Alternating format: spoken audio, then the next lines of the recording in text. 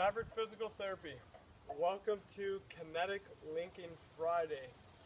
One of my favorite episodes and things to dive into. The lumbo-pelvic hip complex. We're going to be talking about specifically more so kind of the hip joint. We're going to be taking a look at the femur, the big thigh bone. We're going to be taking a look at the pelvis.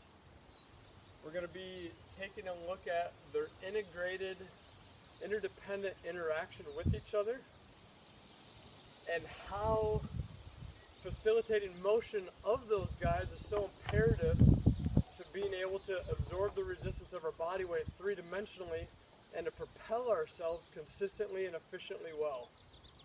So I brought a few tools on out here and little things to kind of help us on out a little bit.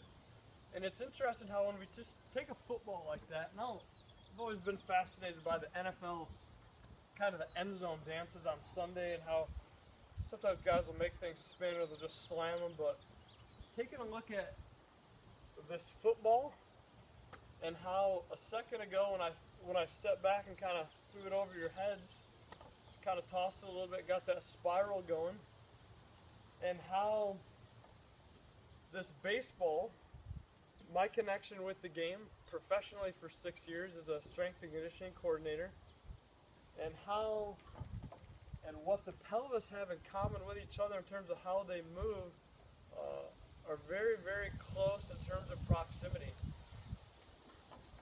The pelvis and the femur are meant and designed to rotate three-dimensionally. In the sagittal plane, the forward and backward plane, the pelvis is going to rotate backward, it's going to rotate forwards or backwards. The femur is going to flex, or it's going to extend. In the frontal plane, the pelvis will either left side bend or rotate to the left in the frontal plane, or it'll right side bend, rotate right in the frontal plane. Rotationally, in that same frontal plane, the femur now will either adduct, getting closer to the midline of the body, or abduct further away. Pelvis will either rotate right, rotate left. Femur will either rotate right or rotate left in the transverse plane. Now we also have a lot of sliding when it comes to that as well, which is going to make a lot of sense here in a second when we talk about that. The analogies that I will use in a second for you to get a glimpse of that is the football, the baseball, and then also when we're talking about artillery and ammunition, back to my hunting days and my current hunting days back in the state of Michigan using a rifle, and to my work with individuals, a part of the Wounded Warrior Battalion, men and women that were snipers and that were very good at what they did in terms of shooting ammunition from a gun hundreds and thousands of feet. When we take a look at the pelvis really quick right here in the sagittal plane, let's use gait for instance right now to kind of get us going. So as the left foot comes in contact with the ground and gait, we know that there's this mushing. Gravity is slamming us down. The body needs to be able to decelerate and load and squish like a bouncy ball, like a tennis ball that's about to get sprung from the racket. In the sagittal plane, we have the pelvis, both innominates rotate forward. They anteriorly rotate as the TZ1 femur flexes and as the TZ2 femur extends.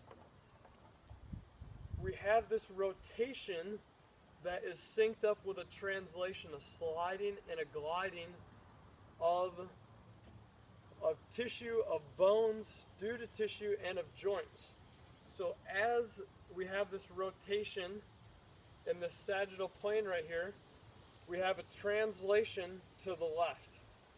That's what they're coupled with. And to help us kind of see this a little bit better, I'm going to go ahead and show you this little guy a second right here. Football just fell overboard. So we have sticks moving up and down, forward, backwards to you, side to side away. So if this is the pelvis, this big hunk of kind of wood right here, and this guy right here, these guys signify the femur, these kind of sticks, what we first have right here, let's say in the sagittal plane, we have the pelvis rotating anteriorly or posteriorly.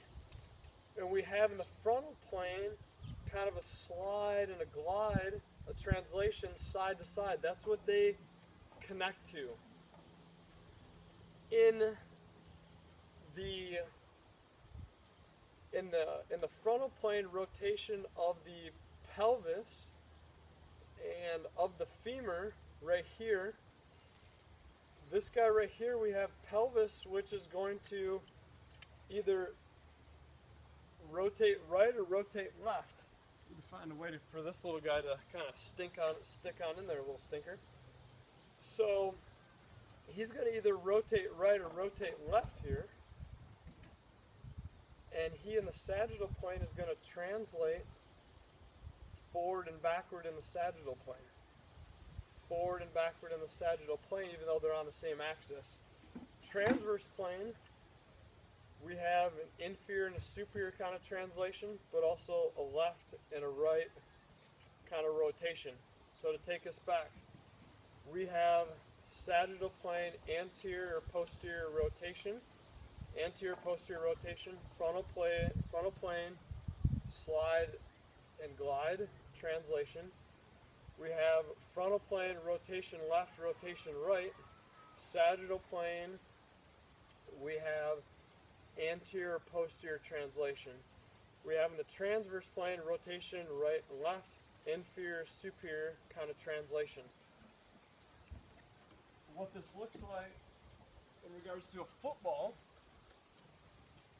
so same thing with a football. When I throw a football and I throw a good spiral, we have this translation forward in the sagittal plane, but we also have this rotation in the frontal plane, kind of side to side.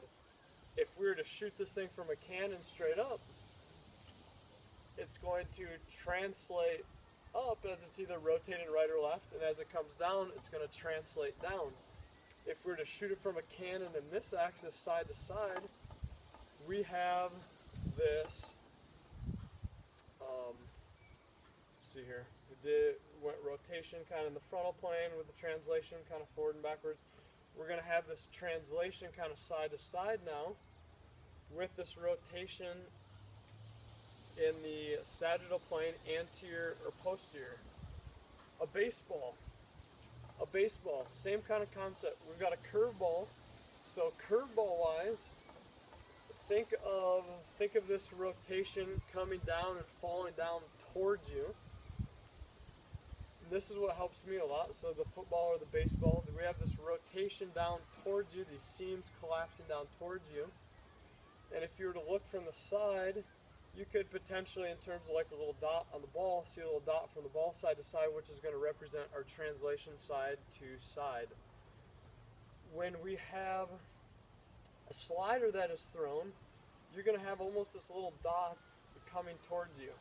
This dot coming towards you, which is going to represent this translation forward towards you, and this rotate in the sagittal plane, and this rotation right and left, right or left, depending on the right-handed thrower or left-handed thrower, in the frontal plane. Transverse plane, same thing. If we had a pitching machine that shot the ball straight on up, we'd have superior and inferior translation. We'd have either have a right or a left kind of rotation. When we talk about ammunition being transferred from the barrel of a gun, so shooting my .30-06 and talking to the United States kind of military and the Wounded Warrior Battalion and those kind of that served as snipers and those that shoot artillery, when we have something that's being transferred from this barrel, we can think of it as shooting forward, side to side, and kind of straight up. We're always going to have a translation outside of this barrel and then to the target that we're going, but we're also going to have some form of rotation that's coupled with it. That's what I want you to think about when we're thinking about